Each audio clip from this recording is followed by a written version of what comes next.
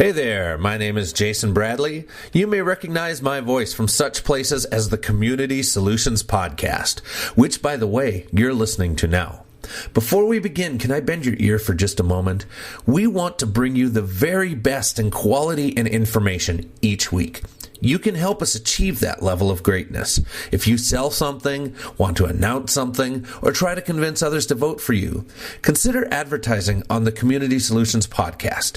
You can email us at commsolutionsmn@gmail.com, and we'd love to help you tell everyone about what you do. Once again, that's commsolutionsmn@gmail.com. commsolutionsmn@gmail.com. Let us be your solution to increased sales. We thank you ahead of time for your consideration. Okay, enough yammering. On with the show.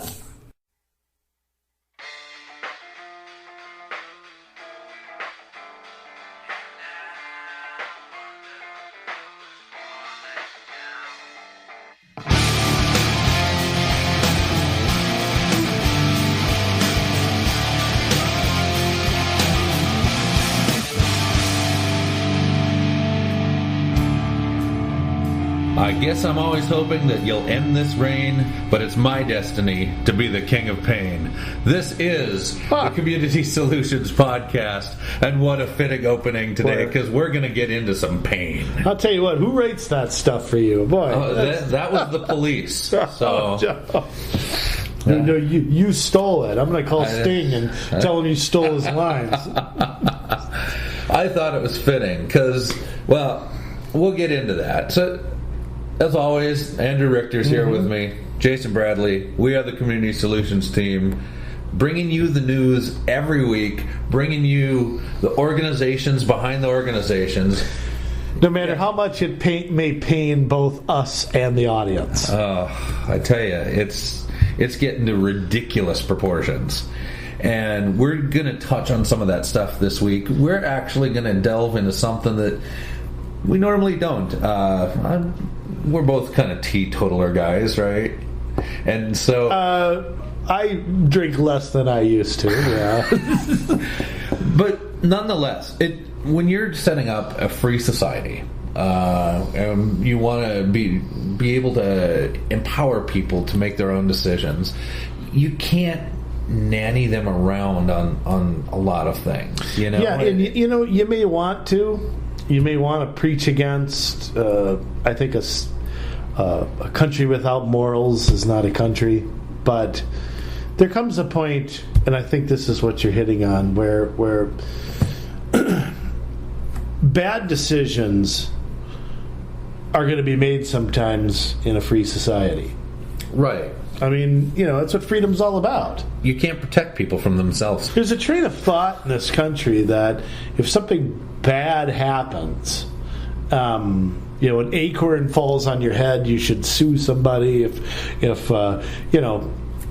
go and fall off a ladder, that it's somebody else's fault. I don't know where that's come from.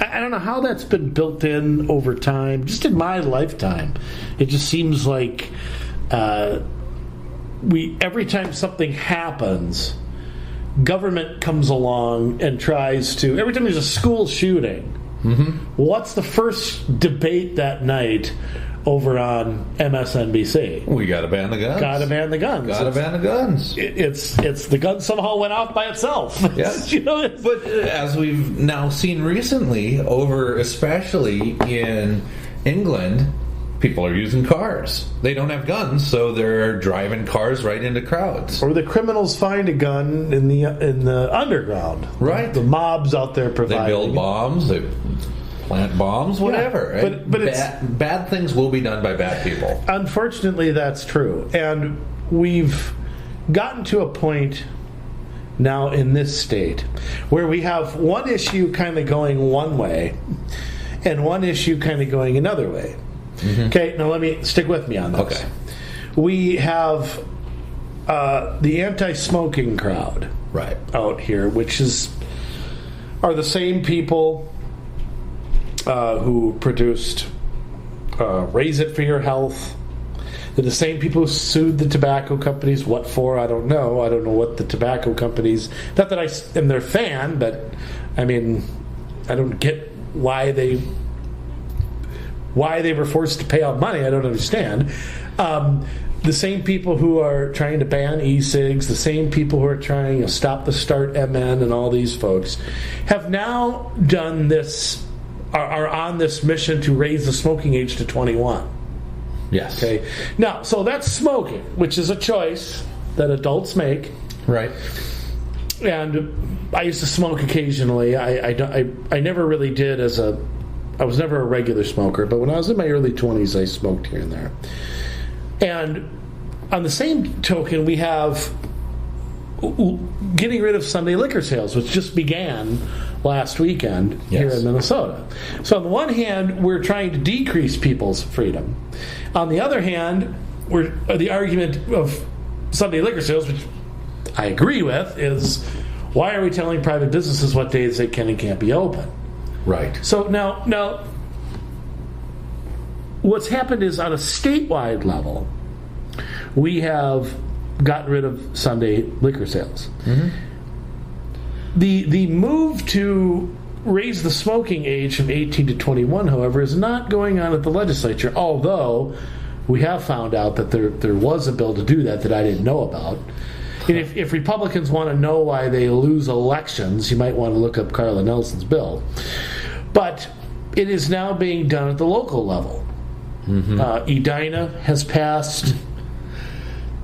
They have passed. In fact, it went into effect July 1st, I think. Yes, it did. Yeah. They're the first city in Minnesota to pass that. And now St. Louis Park is debating that. They had a first reading. It passed 6-1, so that tells me the second reading is going to be rubber stamped. And we have Bloomington now debating doing the same thing. Yes. So Jay, tell me, what the hell is going on? What is the why? I've often wondered, why is it in Minnesota that a 14-year-old can be charged with first-degree murder, but a 20-year-old can't smoke a cigarette? Now, There's inconsistency in the law everywhere. I get that, but what is raising the smoking age? What is that accomplishing?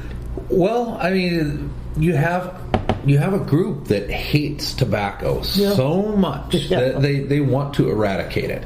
Now, you say that's a big stretch, some of you out there. Oh, no, it's not. It's not. Because I'll tell you right now, in St. Louis Park, there's not only the bill to raise it to 21 for the age of tobacco, they also want to get rid of any flavored tobacco products. That's a different ordinance that they're trying to get rid of that at the same time. And they're not going to rest until this is totally eradicated at some level. And can I add, Carla Nelson's bill did the same thing. Oh.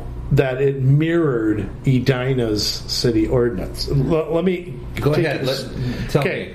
Okay, the Edina city ordinance raises tobacco products all across the board. Not just cigarettes. Okay, we're talking e-cigs, anything such like that. It also increased the penalties, which I didn't know a state could impose. Right. But in her bill, and again, Republicans may want to pay attention. This is why they lose. Nobody voted. It's like I tried to tell Mark Uglem, who tried to ban cell phones in cars. It's not why you won. I don't know why they don't get that, but whatever. A vendor would be charged with $250 on a first offense instead of $75. So 3.5 times you are increasing. That's steep. $500 instead of $200 for a second violation, and $1,000 instead of $250 for a subsequent violation. Now that must be on top of city fees or stuff on top of it. It must be. Well, I suppose if they passed it at the state level, they wouldn't have to have it at the local level. But who does the compliance checks? Yeah, exactly. The city would have to do the They're going to pay for that. They're going to take part of the money. It's one of their fundraisers. Right. So, in the first violation in St. Louis Park's bill is going to raise it to $500 from $250 for a first violation to $1,000 from $500 for a second. And so, yeah, it almost seems like extortion in some. Yeah, and you gotta love our governor. I don't know if he was having a good day or a bad day, or he took some of his pills, or I don't know what he did on this day. I'm going to quote the governor here. I can't do an impersonation of him, so I'm going to try a little bit. I support the goal of reducing smoking by young Minnesotans. Okay. However, people who are 18, 19, or 20 are legally adults who should generally be allowed to make the same personal decisions as other adults. Now, what do you want to bet the governor finds a way to change that opinion? Oh, I'm sure. Now, it should be noted that California, Hawaii, and I didn't know this, California and Hawaii have raised statewide the tobacco age to 21. Why not raise the age to 50? I mean, we don't want young people. When I was 21, I could still consider myself a young person. I mean, how long? That's what we should figure. How long does it take to get lung cancer from smoking? And if you just start late enough in life, you won't get it, right? Well, so we hold it off to 50, 65, I don't know, and then have at it for the rest of your life. Now, let me ask you a question. Yeah. If tobacco's so terrible, okay, and I agree it's not the best thing, but, Burger King's not the best thing to put in your body either, okay? What? So, grease down. Anyway, why don't we just ban cigarettes? I mean, why don't we just make them illegal? I mean, if it's this terrible that every city's going to go through and pass an ordinance, that the state's going to sit here and debate this stuff, why don't we just ban it? Period. Well, a couple things. I think that is the goal. Yeah. But if they do it today, they're among the radicals, they're going to have a revolt on their hands if they do it today. And we all know from Prohibition how that worked out. Well, that got repealed after a very short time. Yeah, how often? It's the only constitutional amendment to get repealed. Absolutely. In 241 years. So that doesn't happen too often. No, and as myself, I'm half Kentuckian. I have a number of aunts and uncles that they have tobacco farms. I mean, that's part of my heritage. I don't personally use it, but I understand that's what they have chose to farm. True, but this is what your Kentuckian ancestors or family members need to understand. They need to understand the end game. Right. It's kind of like transit and a TOD and all that. What's the ultimate goal? To get you out of your car. Mm-hmm. It's not going to happen next week or in a month. Yeah. The goal is to get you out of your car in 20 years. Right. So these folks can't wait until we're talking about it in Congress. Right. Can't wait till 30 states have banned it. Mm-hmm. So ultimately, and I feel like this is a majority of people in this country, I don't believe smoke anymore. Right. I don't know what the numbers are, but if I thought about everybody I knew, there's no way half of them smoke. Right. Maybe a third of them, maybe a quarter of them. Is this not picking on a minority of people in some ways? I mean, if a minority of people ate Chinese food, and we attempted to ban Chinese food, or a majority of people don't like something, can they just choose to ban it just because they don't like it? The answer is it depends. Yeah. Now, if you tie it to a choice, a clear choice, like smoking or drinking, things that have not yet, you can't link up with a disease or your genes or things like that, then yes, because you're not seen as picking on somebody when they see somebody as making a dumb decision, because then that takes away the state's power to be able to play mother and father, to nanny people into making the decisions that they want. Now, that's different with other things where all of a sudden it's seen as bullying, or it's this or it's that, because that's not something they want to regulate. It's situational morals. I see. So we're picking and choosing what fights are coming down the pike in a way. I just wonder this. I mean, where does something like this stop? You might say, well, I'm flying off the deep end here, but what it feels like is we have taken the smoker, okay, and we have made it illegal to smoke in parks, on streets, in buildings, in bars, in restaurants, and I mean, we have ostracized that person already.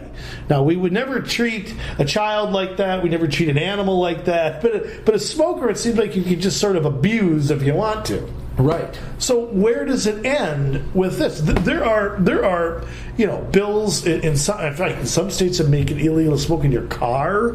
Yeah. Illegal to smoke in your backyard. I mean, if they can tell me I can't have a cigarette sitting on my deck that I bought, that's my private property. What I mean, if we take down that barrier, what stops other things from coming?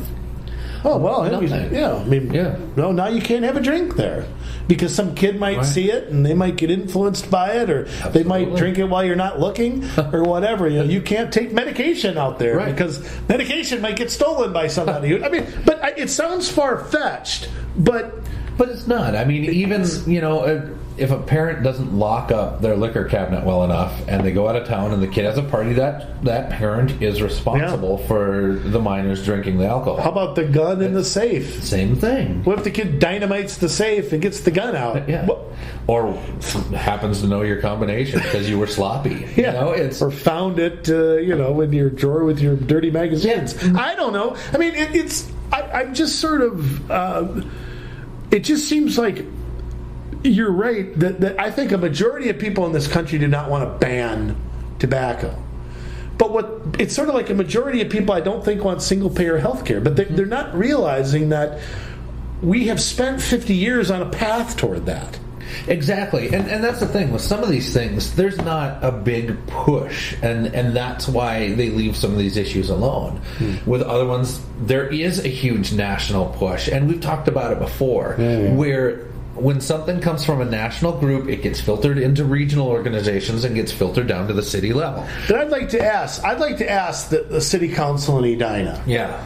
Did Edina citizens come to you and say, the people who voted you in, right, and say, we want we want the tobacco age to go from 18 to 21? Well, if the photograph of the city council meeting where they approved this measure is any indication, then no. They were all, unless someone in Edina was part of the organization that was pushing for this, because everybody in the photograph had the same t-shirt on from the same organization. They were a group of activists that infiltrated a city council meeting, and we've talked about that before, whether it was Black Lives Matter with Crystal or whether it is this group here in Edina, this Tobacco 21, which I was just getting to that. A national group called Tobacco 21, that's tobacco21.org.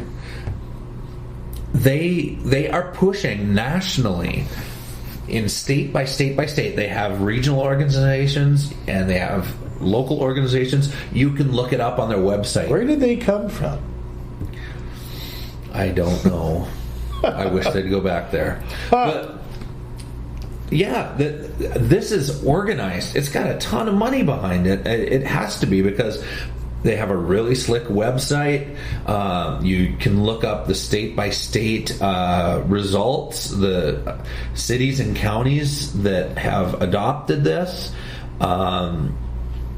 There's advocacy materials, a toolkit, sample letters, enforcement memos, presentations. This is not a group that it looks like they've been around since 2013 working on this, and now they're just starting to pop up in Minnesota, with Edina being the first. The second will be St. Louis Park on July 17th when they vote on it, and the third could very well be Bloomington.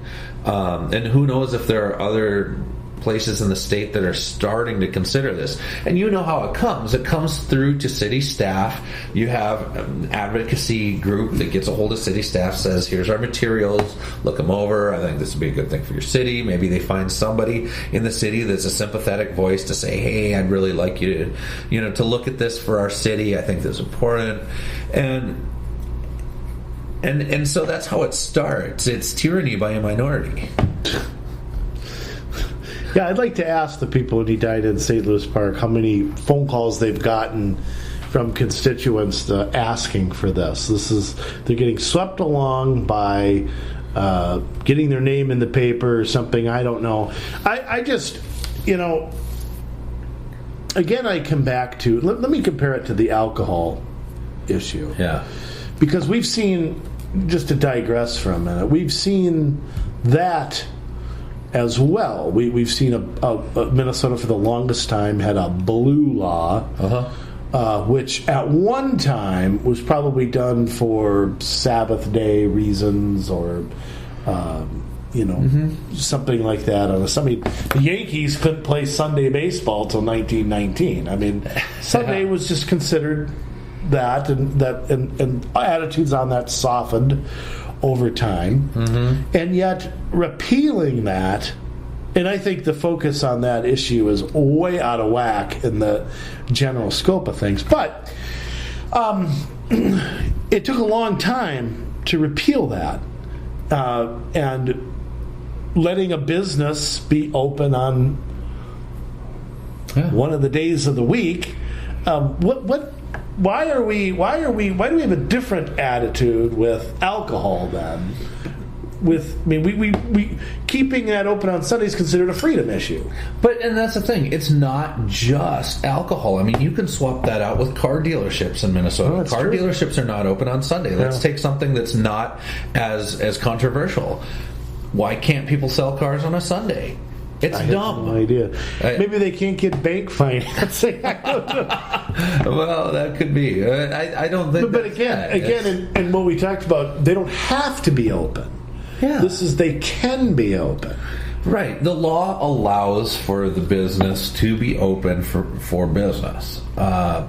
And that's where you get into some of this crazy stuff. Like in Ely, they're one of beautiful country up there. Oh, I love Ely. Yeah. I've been up there. Charles Summers Canoe Base a number of times. Did their winter camping up there. You've been through there more than me. Then slept in a snow shelter when it was below zero. Whole deal. Loved it, but I'm telling you, the fact that they refused to repeal this.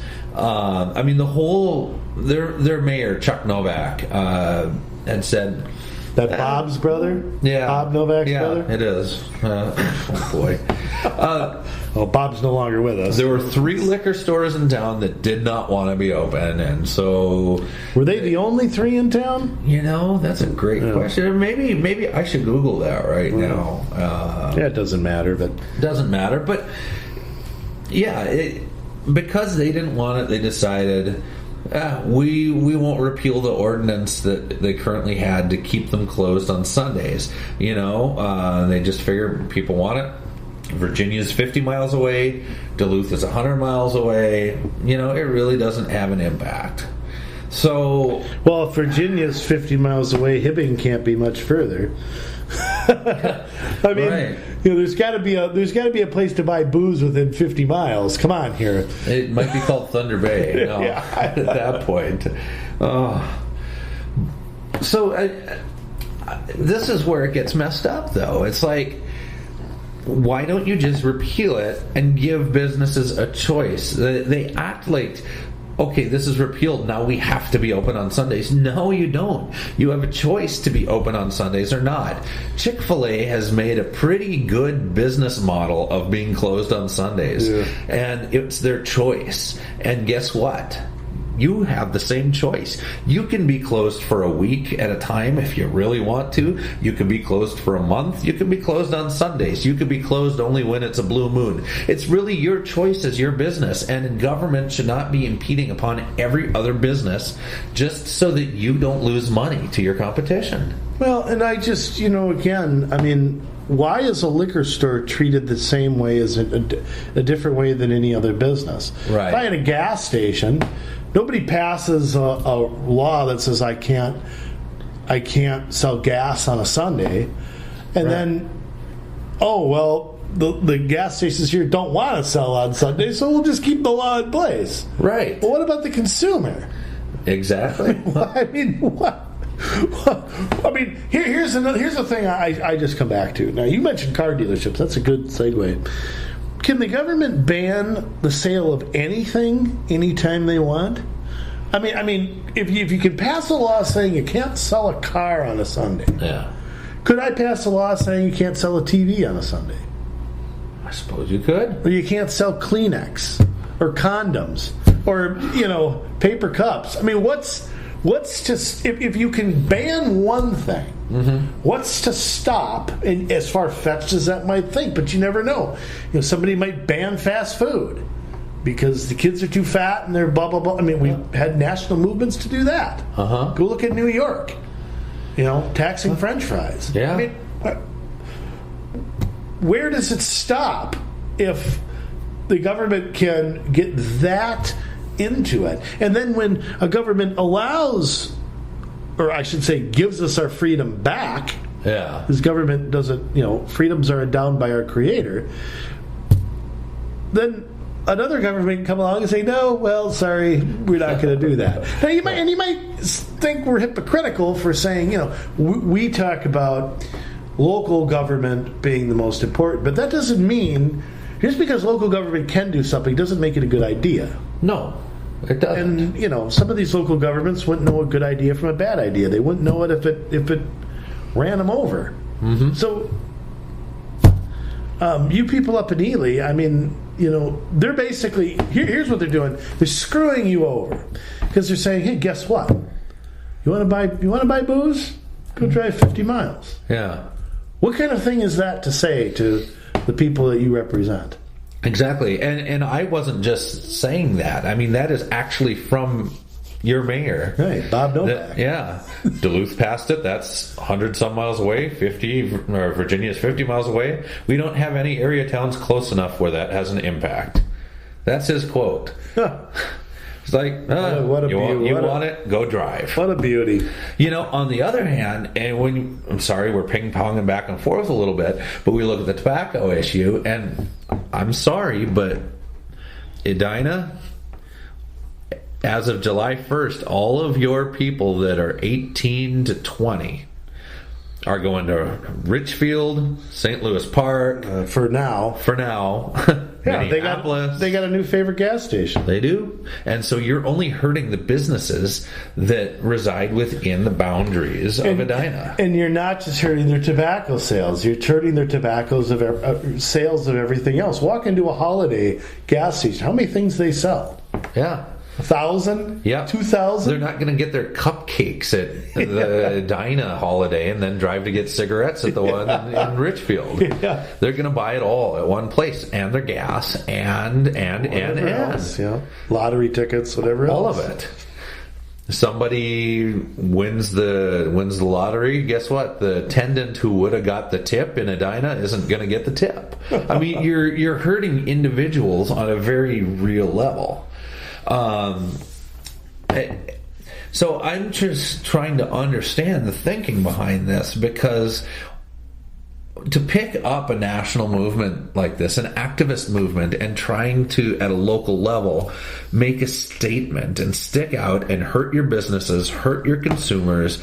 It's like I think ultimately, what you're right, what the end game of it is to nationally do this, right? And I think the goal here in Minnesota is, if enough cities do it, the state will just do it, and we can just make enough noise to make that happen. But as we've seen with the anti-smoking people, we've raised the taxes, we've banned the e-cigs, now we're raising the tobacco age. It never stops. Right. I mean, like I said, why is it 21? If it takes 20 years of smoking to get lung cancer, like you said, let's raise it to 50. Yeah. So, why? I don't know if there's a difference between a 20 and a 21-year-old smoking tobacco. I mean, what? Here's the thing, too. You're right. We learned this in Prohibition, that the harder government, and we've learned this with guns, the harder government makes it to get something legally. Yeah. The easier it becomes to get something illegally. We've learned this with drugs, and I have mixed feelings on legalizing drugs, which we'll was a time for a different show. Right. But we've seen this with prohibition, what a failure that was. We've seen it with guns and waiting periods and blah blah blah. And gun violence is bigger than it's ever been. Right. So banning and has not given the results that the people who advocated it said that it would. Yet they keep advocating the same things. Mm-hmm. I feel like this is worse than watching Groundhog Day. This is almost as bad as watching Waterboy. It's like we're back in the same thing over again. Right. Well, it's not as bad as Little Nicky then. It's Waterboy bad, not quite Little Nicky bad. We'll call it Geely. Or Glitter. Oh, boy. So it just makes me think. I mean, it's kind of like cutting off your nose to spite your face. At this point, if you have a city council, city staff, mayors that are going after this right now, these are your frontline people. These are the activists. These are places where they feel like they can have wins because they have an ally.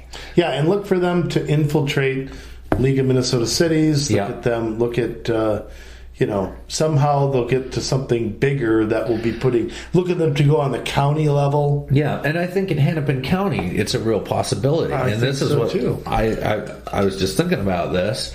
I mean, what happened when there was a tobacco ban on all of the Hennepin County properties? Our favorite guy, Mike Opat, says your ability to make stupid decisions ends at our doorstep. That's right. That's what he said. That's what he thinks of you. If you're a smoker, if you're... In other words, let me translate that. Yeah, you do that. If you're on county property, you have only the rights I tell you do. Right. You lose your rights. And let me tell you, Mr. Opat, because I'm pretty sure that you do listen to this. Everybody does. So. Yes. Let me tell you this. Your property is our property. County property belongs to the citizens of Hennepin County. Why? Because we pay the taxes to maintain it, to fix things when they go wrong. When that toilet clogs because you had one too many double whoppers with cheese at lunch, one too many enchiladas. That's our money that pays to have that fixed. And your salary, the salary of every council, your health care and child care, all of it. That's ours. That is our house. We have paid for that house. We have paid for the building. We have paid for the land. We have paid for the upkeep. We have paid for you. You are a public servant, and you do not get to tell us that our ability to make stupid decisions stops the moment that we come to your doorstep. Jason Bradley on fire. Oh my goodness. To cool you down over here. Yeah, there we go. I got my Brett the Hitman Hart book and I'm cooling Jason down with that. So let me ask this. I mean, are we going to I don't think there's any question we're going to see more of this. No. But I agree with you. This is going to get picked up quickly by higher instead of letting all 100 cities in Hennepin County, or however many there are. Right. What do you want to bet? Opat and his buddies are going to pick this up real quick. Absolutely. I mean, it's already in 250 cities and counties in 18 states. And you've got one of their advocates, Marion Green, who is on the Hennepin County Board. What do you want to bet she's already got something? And she's got Opat's vote. She's got McLaughlin's vote.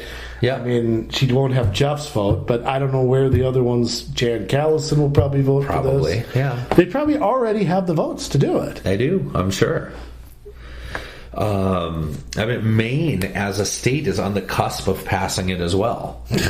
They will not stop until they are utterly routed out. And that's what we need to do. We've talked about this before with other cities.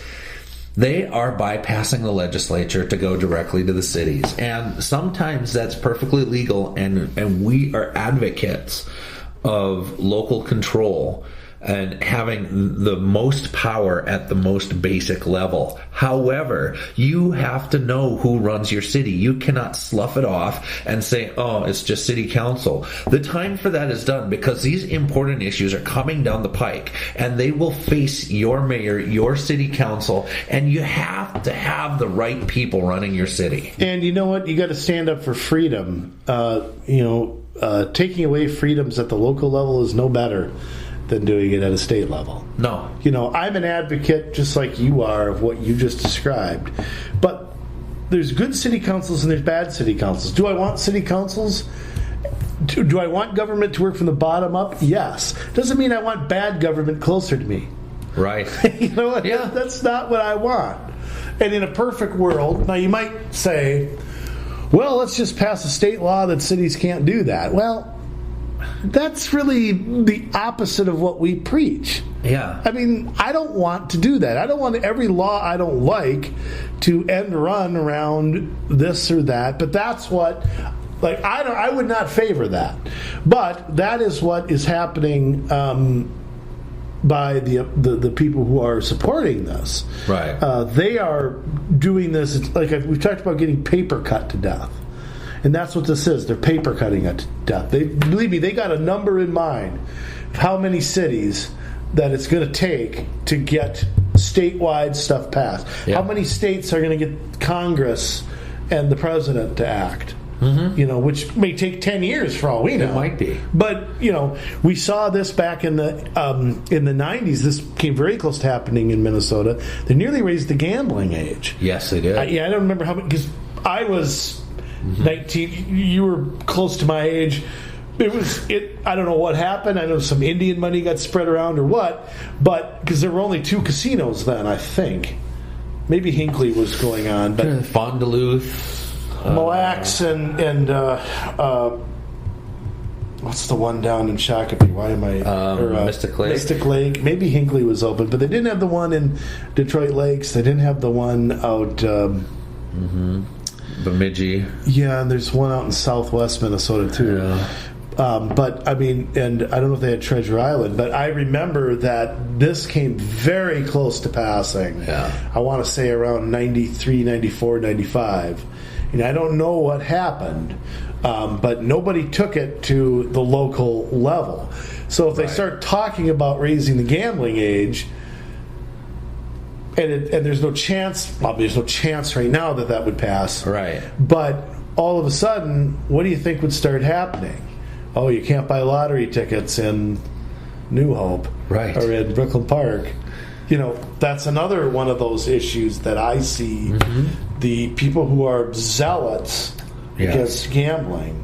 Now, I'm not just talking about Indian casinos. I'm talking about lotteries, online. There's poker tournaments. There's all there's pull tabs. There's lots of gambling going. Right. Them getting together and saying, "Hey, let's go after City Council A. What's to stop them?" Nothing. So that kind of seems to be the wave of the future right now. I mean, when you can't get something through and there's gridlock, you go to the local level.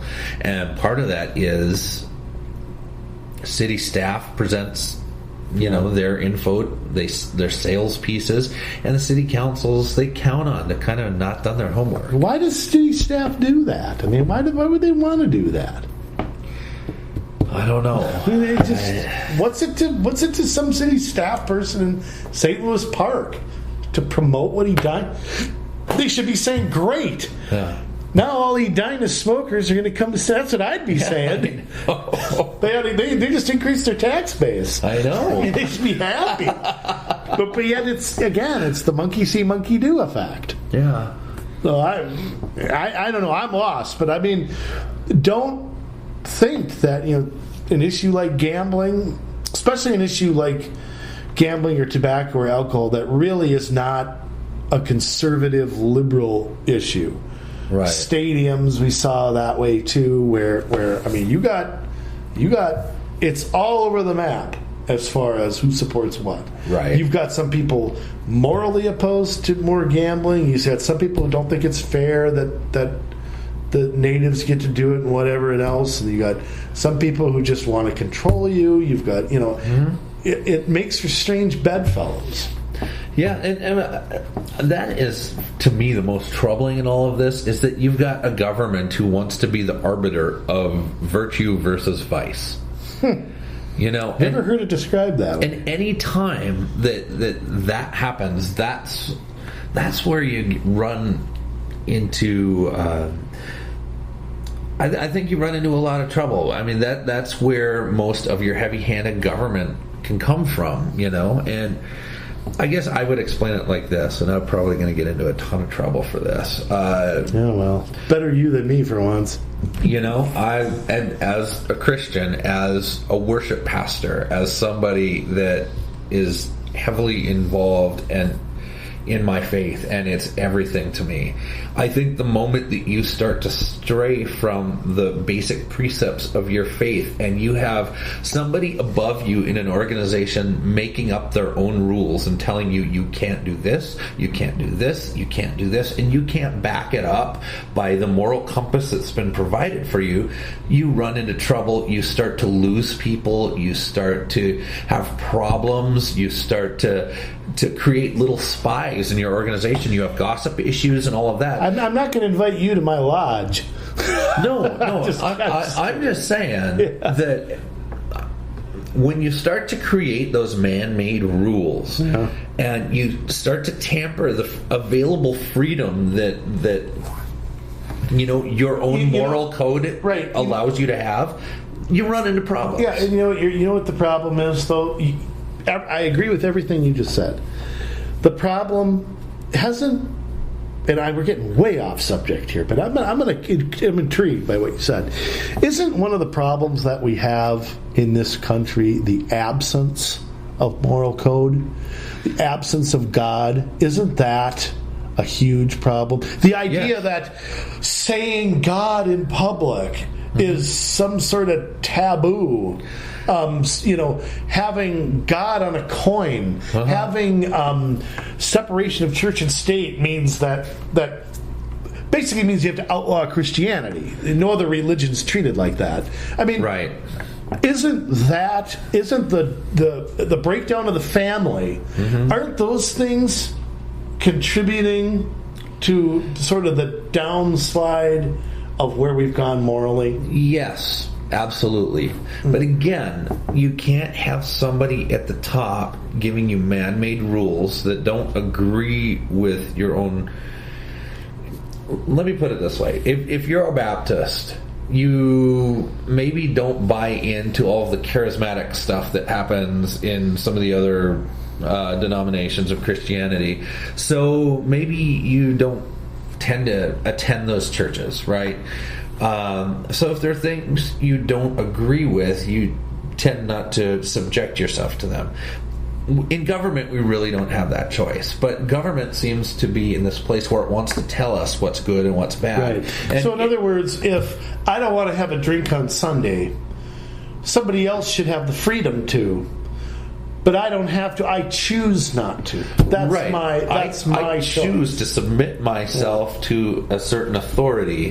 We don't have that choice with government. They tell us the way that it's going to be, and so our founders, they're just enforcing the law, Jay. Our founders, they're just making the law. They're making law. They're making law and enforcing law, and that's where the problem is, because anytime somebody tells you you can't do this, you're going to have people that really want to do it. And that's just... Ain't that the truth? It's true. Try banning pornography. Not going to happen. So the thing is not that I partake. I'm just saying. Right. It's kind of like your mom telling you not to touch something. Yeah. What do you want to do? Stove's hot. Don't touch it. You want to touch it twice as much. You do. Yeah. Really Mr. Yuck sticker.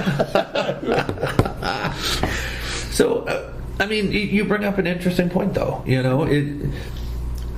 Morality is supposed to come from a voluntary set of mores, morals, what have you, that we submit ourselves to. Now, government has its function, and it's to protect liberty, and it's to Yeah, it's to protect liberty. That's really it. It's not to protect us from ourselves. Right. It's to follow the Constitution. That's what they take an oath. The federal government, and for state government, it's a state constitution, and for local governments, it's either the set of statutes you have or the charter superseded with the state and federal governments as well. Absolutely, you can't violate those. Yeah. So I mean, so again, but what we've seen in office is somebody gets in office and they're an advocate for something. Mm-hmm. They're not representing their constituents anymore. Right. They're not protecting liberty. Right. They're taking. Now you might say, well, if I were the governor, I'd be imposing my will. No, I wouldn't be. If I were the governor, okay, and I know you're all clapping at home. If I were the governor, you know what I would do? Do you have any idea how many layers and how many things that I would propose? My February forecast, yes, okay, would be a gigantic board of things I want to get rid of, mm-hmm, and there would be nothing. It would be a blank piece of paper for new things that I want to impose. That's not imposing my beliefs. Imposing my beliefs is, you know what? I don't think you should be able to sell cars on Sunday, so I'm going to go get myself elected, yeah, and then pass a law that says you can't do it. Right. That's that. I wanted to repeal Sunday liquor sales. You know what? I don't care if I ever have a drink on a Sunday again. Although when you watch the Vikings, it's hard not to. But I mean, I don't want to. Right. And I may want to, I may not want to. But that's a freedom issue. I don't smoke, but if somebody who's 20, who's an adult, who can die for their country, wants to light up a cigarette, I can't. Ultimately, you're not going to stop them anyway. Right. So why? Why take my police officers and have them run down a kid that is smoking a cigarette on their private property? Why is that? Why would I do that? Right. And that's the point of it, is that we shouldn't be doing those things. And to force somebody into our own moral worldview is where we start to get into trouble. Now, there are obviously places where that is not, for me, I believe that abortion is murder. I'll just throw it out there. Now, city councils don't deal with this. They shouldn't ever have to tell you their stance on things because it's not a city issue. No city council person is ever going to have to rule on abortion. We hope. I don't see how it would happen. I mean, you'd have to. Robbinsdale has outlawed it. So now we're going to need to go to this hospital. Want a scenario? Okay. Roe v. Wade gets overturned. Right. The proponents of abortion, instead of trying to overturn it, what do? They go to states. Yeah. States that won't pass it, they go to cities. It could happen. I suppose. I agree with you because we have an obligation to protect the innocent, to protect life. Yeah. I agree with your stance on that, but yes, that could happen. Yeah, and because I believe that everybody has the right to life, and because I believe that your freedom stops when it intersects and interferes with another's liberty, that an unborn person has the right to life and the right to choose to live, and just by existing, they're choosing every day. And can I get, I don't know how you feel on this. Again, we're going way off subject, but I'm liking this. Okay. I am fervently anti-abortion, but I am a lukewarm, and I say that with reservations. I'm a lukewarm death penalty supporter. Okay. Now you might say, well, how do you reconcile those two? I'm not a zealot about it. Okay. But here's my defense. Does an unborn child have the right to a trial by jury? Do they have the right of appeal? Do they have a right to confront their accusers? Do they have a right to a defense? Do they have the right to not be tried for the same crime twice? Right. No. Mm-hmm. Somebody who's on death row has exhausted all of that. Yeah. Now, that doesn't mean I am all for, hanging somebody by a yardarm. I'm not. Yeah. But those two issues are not the same. They aren't even close to the same. You have innocent life and you have condemned life. and they aren't the same. Now, let me bring this back to tobacco. Right. No, I'm just kidding. But no, morality isn't and can't be part of the law. It just no, unless, and this is why I'm making this point, when you're talking about a right to life and somebody has protect your property, right? Protect your property, protect your life. Those are different. Is there a life, liberty, and the pursuit of happiness? Yes. That's not a coincidence that is in our founding documents. No, and in fact, it they're used there to say for a reason. Life, liberty, and property, and the only reason that changed is because of slavery, and they didn't want to have language in there that would we got to forever give people a right to have slaves. Yeah, that's true. But we fixed those mistakes. We've amended the Constitution to eradicate that injustice, and as it should have been. Yeah, and that's another issue where slavery it interfered with somebody's right to the pursuit of happiness and I would own their own selves. And I would also say that separate but equal, that Jim Crow I think also did that as well. Yeah, I think ultimately separate but equal is a fantasy. Right. Sorry, it is. But and the thing I come back to is that, and this is another thing, you have people who want to go back and make history politically correct. One of my favorite presidents, you might be surprised to know this, is Andrew Jackson. Is one of my favorites, and people might be kind of confused at that, but I think Jackson was the first modern president, as we would relate it, and I think that he has today is seen as very controversial, and there's this effort to go back and erase him from history. The worst thing you can do with history is erase it. Yes, the worst thing you can do is pretend that it doesn't exist. Yeah, there's, and I don't want to get into President Jackson's good or bad qualities, but he's a guy that, again, what are the people who don't like him? What do they want to do? Ban him. The people who don't like tobacco want to ban it. The people who don't like Sunday sales want to ban you from doing anything. You can't be exposed to what somebody 200 years ago had to say. Yeah. Well, and that's the thing. I don't fall in that camp. I don't like him because as being part Cherokee, what he did to my people, that makes me really upset.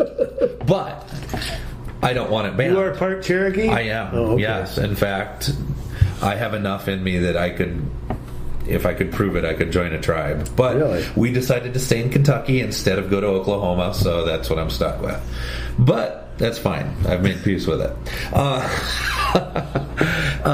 But yeah, that's exactly it. So we want to whitewash everything. We want to, as a government, we want to whitewash the bad. We want only people to concentrate on what we're focused on now, and we want to be able to tell people what's moral, what's immoral, and we want to make a case for that. And point is, point is this. Let me wrap it up. Okay.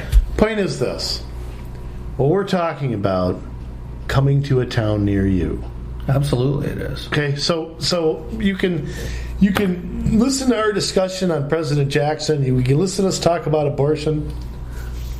You can, the information we've given you on the cities that are looking at this, the states that already have, and whether that's the alcohol issue, the tobacco issue, whatever. Point is, wherever you live in this state, you're going to hear about this issue at some point. And if you're on a city council out there, what do you want to bet this is in your packet in the next 3 or 4 months? Yeah. That some joker will decide that that's a good thing to talk about. Mm-hmm. Why? I don't know. Yeah, at least here in the metro, as they build their little coalition, it will definitely be here. And once League of Minnesota Cities starts to pick it up, They will. And you will start to hear about it in your towns out in greater Minnesota. League of Minnesota Cities already done it with e-cigs and all that. Yeah. So they're going to join this. They're just waiting for the temperature to be right. I'm sure somebody's already got a memo written there, and they've already will amend their lobbying stuff for next year. I'm sure they've got a plan. Their Mavericks are on the front lines right now, taking hits and getting the stuff passed at the local level. So, no doubt. Oh, wow. Hey, another show in the can, right? Absolutely. So, gave you a lot there. Yeah, we went a lot of different directions. We that's did. That's great. There's no rules here. No commercial breaks. Yeah. No, we just let it all. We let it all go here on this program. It's true. We love to hear from you, and if there's anything that's going on in your community, maybe they're talking about this in your city, and you catch wind of it. Maybe they haven't got rid of Sunday sale or got rid of the ban on Sunday sales. Maybe they're talking about banning tobacco or raising the age that you can buy it at. Maybe they have decreased the slot size out there.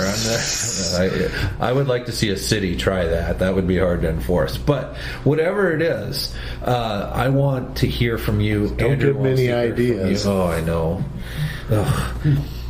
Get a hold of us. Email us at commsolutionsmn@gmail.com. commsolutionsmn@gmail.com. And if it's worthy of talking about, we'll get it up on our blog. We might podcast about it. We might dialogue with you one-on-one on what you can do in your community to help fix it. Also, you want to run for a city council seat, you want to get on a commission, let us know. We'll be glad to help you want to support me running for governor? Hey, let me know that too. Is that official? No. Okay. No, just all three of you who want to still can. Oh boy.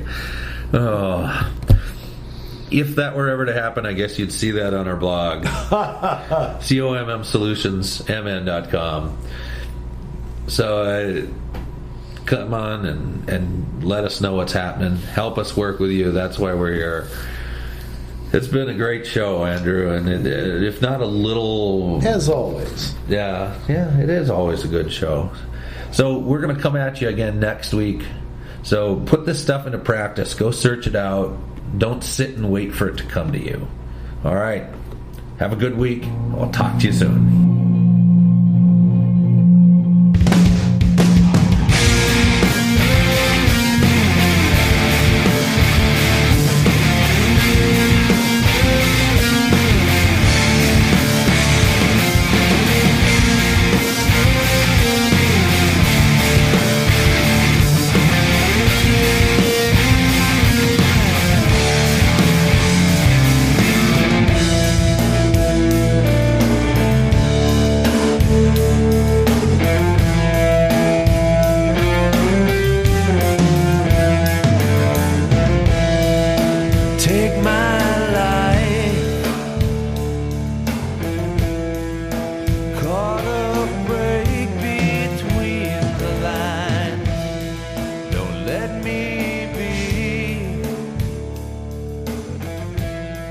If I get too caught up